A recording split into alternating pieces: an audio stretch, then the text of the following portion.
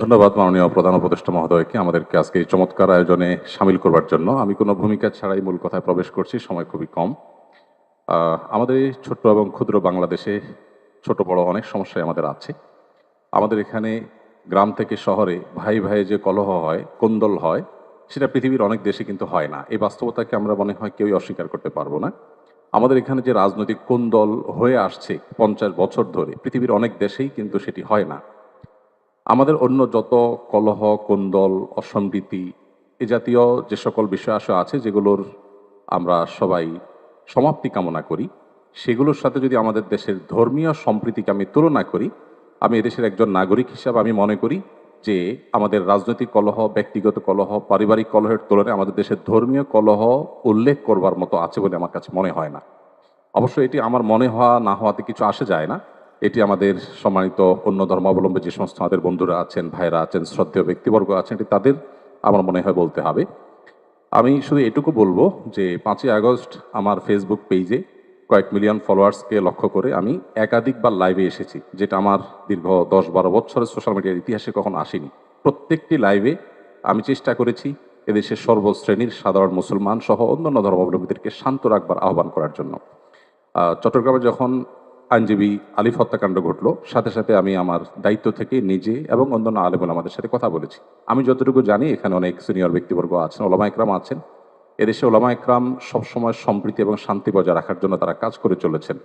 এবং আমার জানা মতে ওলামা একরাম রিনাউন্ড কোনো আলেম কখনো অন্য ধর্মাবলম্বীদের কোনো প্রকার শান্তি বিঘ্ন সৃষ্টি করার মতো কোনো কাজ, কোনো আহ্বান, কোনো উদ্যোগ তারা কখনো নিয়েছেন বলে আমার জানা নেই। পৃথিবীর অনেক দেশে যারা আমাদেরকে সকাল বিকাল নসিহত করেন, আমি তাদের প্রতি শ্রদ্ধা রেখে বলছি, সেখানে যেরকম আমরা দেখি দলে দলে মানুষ গিয়ে বিভিন্ন ধর্মাবলম্বীদের উপাসনালয়ে হামলা করে, আমাদের দেশে বিচ্ছিন্ন ঘটনা ঘটে না আমি তা বলবো না, তবে রিনাউন্ড ওলামা একরাম অত্যন্ত দায়িত্বশীল এবং দায়িত্বশীলতার পরিচয় তারা দিয়ে থাকেন। আমার মনে হয় এই জিনিসটা আমাদের অব্যাহত গতিতে এগিয়ে নিয়ে যেতে হবে। আমি আমাদের অন্য ধর্মাবলম্বী যে বন্ধুরা আছেন, ভাইরা আছেন, তাদেরকে বলবো প্রপাগান্ডায় আমরা যেন কোনোভাবে কান না দেই। আপনারা যদি কখনো সমস্যা বোধ করেন, আমি ব্যক্তিগতভাবে বলতে পারি আমার কথা। ৫ই আগস্টে একটি হিন্দু পরিবার একজন মেজরের মাধ্যমে আমার সাথে যোগাযোগ করেছিলেন।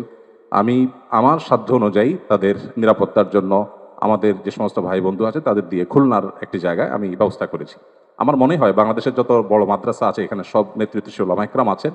আপনারা যদি কখনো কোনো মাদ্রাসায় গিয়ে বলেন যে আমাদের নিরাপত্তা বোধহয় আমরা ভয়ের মধ্যে আছি, নিরাপত্তাজনিত শঙ্কায় আছি, আমার মনে হয় আমাদের আইনশৃঙ্খলা রক্ষাকারী বাহিনী যেরকম আপনাদের পাশে দাঁড়াবে, ওলামা একরাম তাতে ন্যূনতম কার্পণ্য করবে না। যেভাবে পুজোর সময় মাদ্রাসার ছেলেরা মন্দিরগুলোকে পাহারা দিয়েছে, আমার মনে হয় পৃথিবীতে এটা বিরল একটা দৃষ্টান্ত এবং এটি কিন্তু আমাদেরকে আশা জাগায়। আমি আশা করব যে আমরা কোনো প্রপাগান্ডায় পা দেব না এবং আমরা মিলেমিশে আমাদের প্রিয় স্বদেশকে গড়ে তুলব।